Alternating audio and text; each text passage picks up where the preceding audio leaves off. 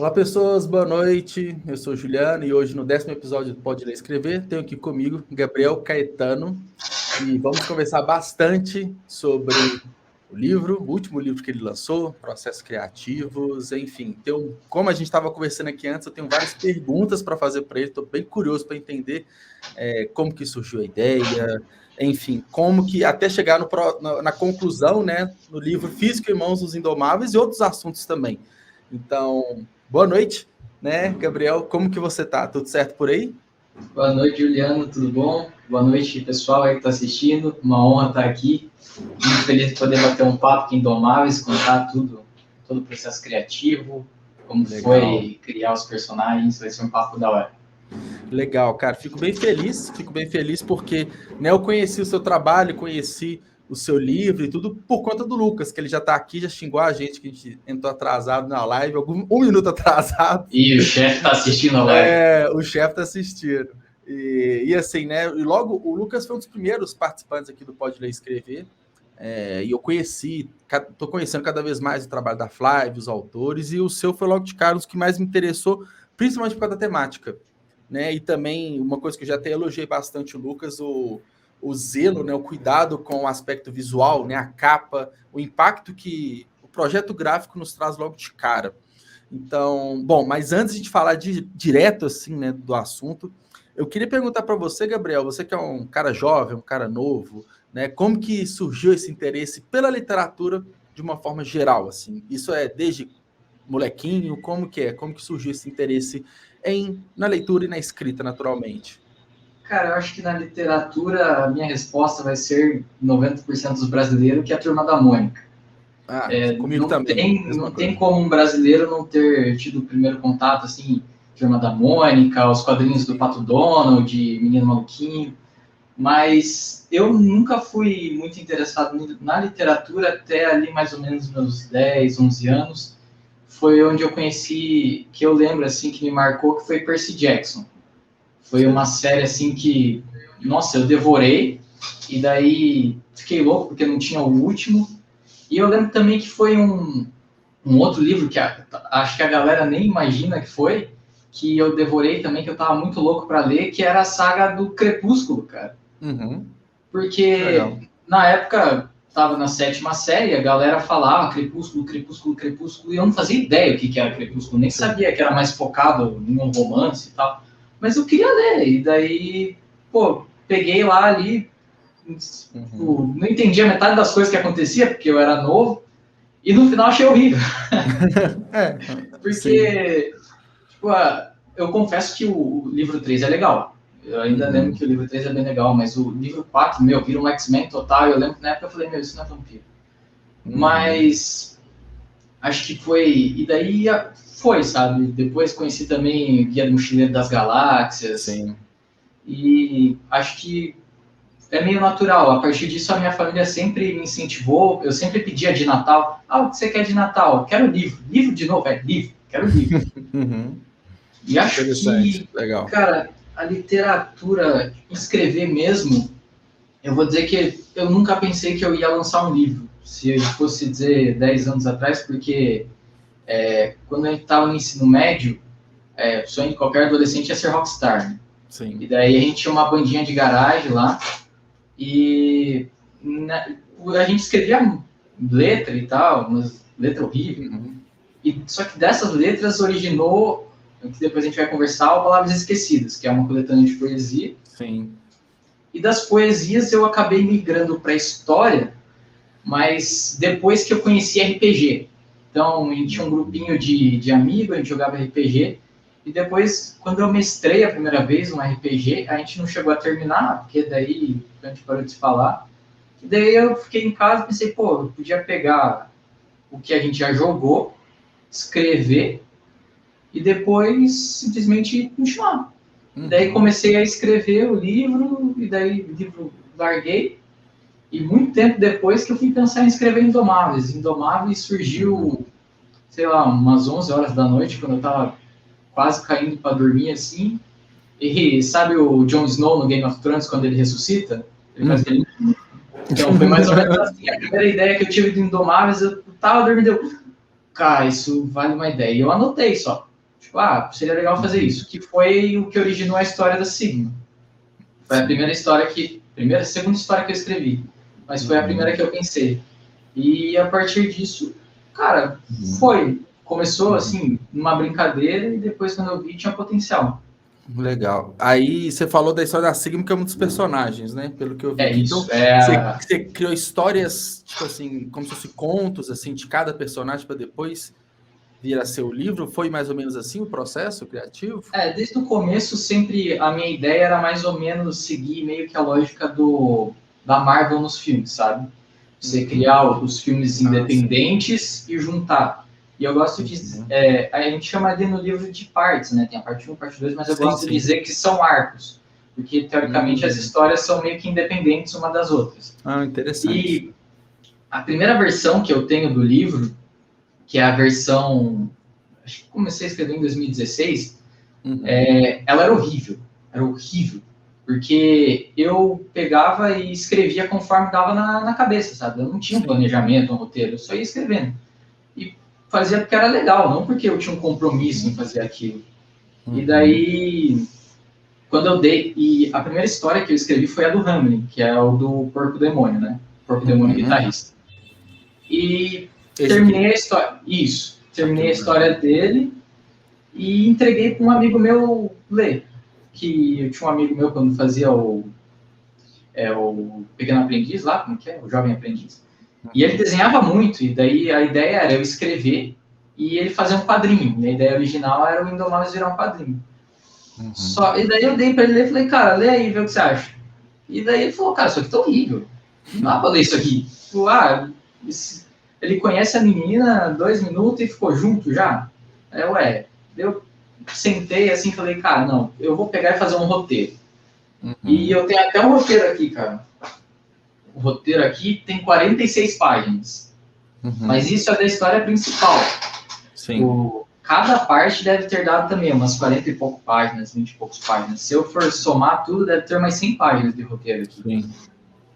E daí, a história, originalmente, ela era contada pelo foco do Hamlin. Ele era para ser o personagem principal. E daí eu comecei a desenvolver. Como as histórias eram independentes, não fazia diferença a ordem que eu escrevia. Então, eu fui escrevendo conforme eu tinha ideias para a história dos super-heróis. Só que daí chegou um ponto, na hora de eu juntar tudo, que acontecia de tipo, tem uma história do Hamlin aqui, beleza. A da Sigma é 5 anos antes do Hamlin. Só que daí tinha outra história que era 5 anos da outra, mas era 3 depois, daí começou a virar uma bagunça, tá ruim isso aqui, eu vou ter que refazer de novo. Nessa brincadeira, eu perdi 3 anos, porque o Indomáveis levou 5 anos para ficar pronto, 3 foi só refazendo o universo. E aconteceu daí quando eu cheguei no último personagem que eu ia escrever, que eu não sabia o que fazer, que era o Torturador. Ele era ridículo na versão que eu tinha, na primeira versão, porque a ideia do Torturador era um cara que se vestia tudo esquisito, ele tava sempre com umas roupas chiques, assim, nada a ver, usava máscara, e ele tinha o poder de manipular as pessoas conforme ele falava. E daí eu fiquei, cara, não é legal isso na prática. Eu acho que seria mais legal eu fazer um cara sem poder, porque isso é muito mais corajoso da parte dele do que ele ver um negócio acontecendo e ele só tentar convencer o cara que fala. E aconteceu de eu modificar totalmente. O Torturador acho que foi o personagem que mais sofreu modificação ali, que eu mais levei tempo.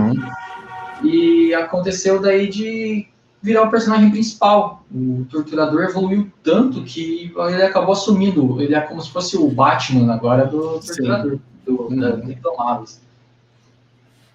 Cara, que legal. E como que foi, assim, você falou 5 anos de construção, né? Então teve, eu imagino que muitos altos e baixos, né? E os baixos, digamos assim, você reescrever do zero, né? Não dá aquela... Como que você entendeu, tipo assim, não, tem que começar tudo de novo, né? Então, reescrever a história. E aí eu imagino que se tornou muito importante para você, o antes de escrever, deixa eu estruturar minhas ideias, deixa eu organizar antes de escrever de fato, né? Isso fez parte realmente do seu processo criativo, tipo, preparar, organizar as ideias para depois escrever de fato? Você meio que aprendeu errando e acertando, né? Dessa forma. Foi mais ou menos assim? Cara, eu até gosto de falar que eu não sou um escritor arquiteto, eu sou um construtor, que eu sou empreiteiro inteiro, porque eu preciso ter tudo alinhado, senão eu não consigo escrever. E, assim, eu não vou dizer que eu joguei todo o trabalho fora quando eu vi que estava ruim, porque eu cheguei à conclusão que estava ruim porque eu escrevia para mim. Eu fui compartilhar com o pessoal que eu tinha escrito um livro quando eu estava para publicar ele independente. Eu sempre tive vergonha de falar. Sim. Sempre achei que, sei lá, iam falar que tira sarro. Eu nunca gostei de compartilhar. Mas eu achei que estava muito ruim.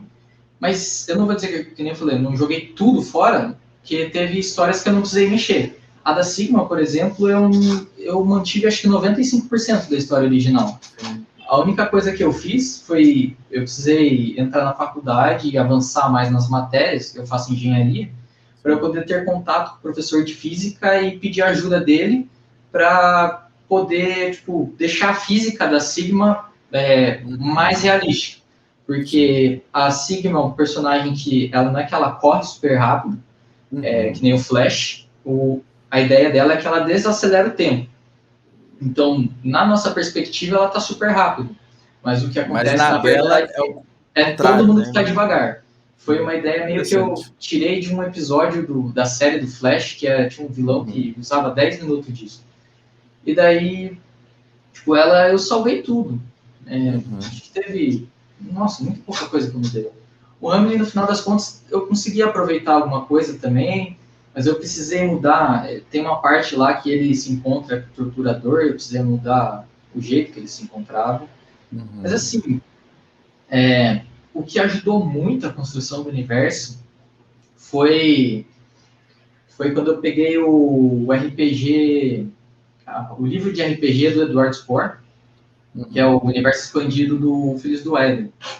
E a partir dali, eu usei o livro como base para a construção do universo. Então, o Indomáveis, ele tem como estrutura principal o RPG do Edward Spohr. Tanto que no começo, dá para dizer até que o Indomáveis era uma fanfic, que o vilão do livro era o Cthulhu. E daí eu cheguei num ponto que eu falei, isso vai dar B.O., não vou botar o Cthulhu aqui, eu não quero uma fanfic, eu quero uma história minha. E daí eu inventei uma entidade própria para mim também, que vai aparecer no livro lá para frente. Sim.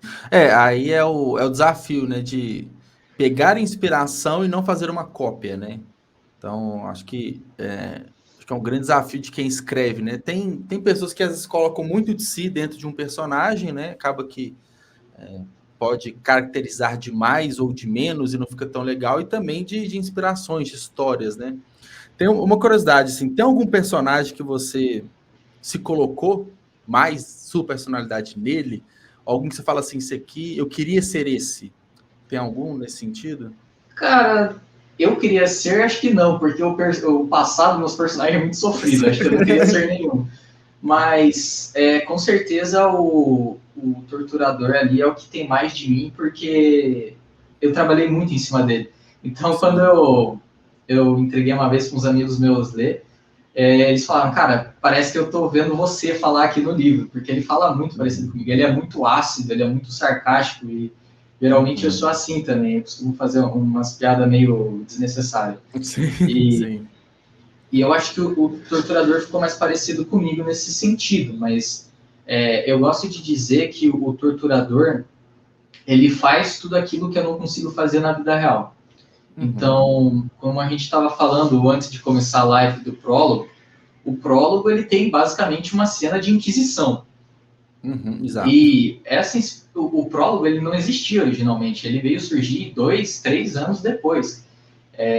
Porque foi quando deu aquela notícia lá do João de Deus, sabe? Sei. E daí eu assisti aquilo, eu fiquei horrorizado. Eu falei, o que o torturador faria se pegasse um cara parecido com esse? E eu transformei, tanto que o nome do cara no prólogo é João. Sim, verdade. Eu não tinha pego a referência. Eu só não joguei o resto para não ficar tão óbvio. Mudei a religião do cara e tal, até porque o João de Deus é assim. E tem várias situações assim no livro. A gente estava falando da primeira parte, que é o ataque à escola, foi inspirado naquele ataque que teve em Suzano? Foi em Suzano. Sim, Aquilo também, cara, me deixou horrorizado. Eu falei, meu, e se tivesse alguém ali para fazer alguma coisa, sabe? Sim. Me veio na cabeça. Vou ser bem sincero que quando eu li o primeiro capítulo, me veio direto o ataque. Não que seja ruim, mas eu falei assim, cara, é uma ficção. A gente tá falando de super-heróis, né? Pessoas com superpoderes, mas aconteceu de verdade, sabe? Algo parecido. O que eu tento fazer com Indomáveis é sempre usar em parte coisas que aconteceram de verdade, porque quando o cara chega para mim e fala, meu, isso aqui não faz sentido, isso aqui é absurdo, eu olho pro cara e falo, mano, aconteceu. Sim. Aconteceu. Sim. Eu só criei alguém que pudesse impedir. Se for pensar, é isso, porque quando o torturador, né, ele entra na escola, a chacina, eu tô dando spoiler Já aqui, rolou. mas já rolou, e é engraçado, né, porque se a gente pensar por esse viés, até assusta, né? Como eu disse, né, eu evitei continuar com a leitura do livro justamente para escutar 100% aqui de você, mas pelo que você está falando, são situações cotidianas, né, e esse ponto de vista é interessante, você criou personagens que vão impedir algo que acontece na sociedade, né? Que acontece e o mais complicado é que muitas a gente normaliza coisas absurdas, né? Não é que normaliza, mas a gente não se choca mais, né? Mas quando vê um livro de ficção, a gente fica chocado. Porque é um negócio que eu sempre, provavelmente todo mundo se deparava com isso quando era pequeno, que a gente perguntava, pô, tá cheio de bandido, mas cadê os super-heróis, sabe? Sim. A gente olhava lá fora e esperava o Homem-Aranha sair. E não tinha, a gente só via os bandidos e nunca via o herói. Eu pensei, pô, eu podia fazer um negócio, pelo menos narrativamente, que acontecesse, né? Pelo menos uma válvula de escape para toda essa crueldade que acontece. O Torturador, ele é o personagem que mais vai trabalhar com isso, assim. Eu acho que ele é o cara que mais tá no cru da maldade humana. Então ele vai trabalhar ele vai pegar os políticos corruptos. Tem uma parte que é importante também, mas é lá na parte 9, que não vai ter nem graça de falar, que vai contar como ele vai conhecer outro personagem, que é uma situação bem pesada, foi bem difícil de descrever, porque é uma cena de abuso, e daí, cara, nessa cena de abuso eu fiquei com nojo, assim, do ser humano. Então eu acho que se eu fiquei com nojo, eu acho que quem lê vai ficar também. Sim, sim. Tem uma coisa que você falou, né, nas conversas que a gente teve, na verdade, nas conversas e na orelha você falou isso também, né? A falta de necessidade dos super-heróis brasileiros, né? Porque a gente sempre veio de fora, a gente sempre se viu de fora, sempre em Nova York, né? Então, talvez por isso que a gente acha absurdo quando você coloca algo que acontecendo aqui. Justamente que a gente está vendo sempre de fora, lá, é sempre lá de fora, e nunca é aqui conosco, na nossa região, na nossa cidade, né? Então, queria que você até falasse um pouco nisso. Quais foram essas inspirações? Teve inspirações, você já falou, né, do Flash e tudo, mas talvez esse ambiente urbano, né, que a gente vê muito na Marvel, Homem-Aranha, que ele tá sempre, né, prendendo bandidos e tudo, tem muito dessa referência também, nesse sentido? Eu acho que nesse sentido foi mais inspirado na Marvel, porque a DC, ela tem as cidades dela, só que são cidades fictícias. Eu acho que a questão de ser cidades fictícias, por mais que tipo, Metrópolis seja Nova York, só muda o nome. O fato de a Marvel usar Nova York deve ser muito mais legal para quem mora em Nova York, porque dá uma sensação de imersão. Então, você assistir um filme do Homem-Aranha, do Vingadores, ver os caras batalhando no lugar que você vai comprar pão na frente, Sim. deve ser outra sensação. Então, eu poderia ter criado cidades fictícias, mas eu não fiz isso porque eu fiquei com preguiça. Eu já tinha que criar muito personagem para mim. E dois, porque eu acho que exatamente isso ia ser muito mais legal. Tipo, eu falo na parte do atentado à escola, eu cito o passeio público e o colégio estadual. Então, se o cara ler o livro um dia for para Curitiba, ele vai ver, então foi aqui que aconteceu. Eu acho que é legal e chega a ser um negócio meio turístico, assim, você querer conhecer os lugares que aconteceram no livro. Isso acho que acho interessante, porque um dos grandes motivos assim que eu tento incentivar, eu tento ler cada vez mais literatura nacional, porque é mais um fator para a gente sentir próximo e conectado à história. Porque, de repente, né, se é um livro que se passa na minha cidade, uma região que eu já visitei, eu consigo me inserir muito mais lá dentro. Ainda mais numa ficção, igual, né, que a gente está falando de super-heróis e tudo, algo que, né, me motiva, te motiva também, te imagina, até além daquela história, né, como que seria, e para processos criativos, fica até mais fácil e mais real para quem vai criar também. A gente tem muitos detalhes, já visitou, a gente sabe como que é o movimento, como que é a cultura, cores e tudo. Então, acho que é interessante, eu acho que falta isso também, né? A gente apreciar mais o que é daqui, né? Do nosso, né? Então, esse é um dos fatores que eu gosto bastante, assim.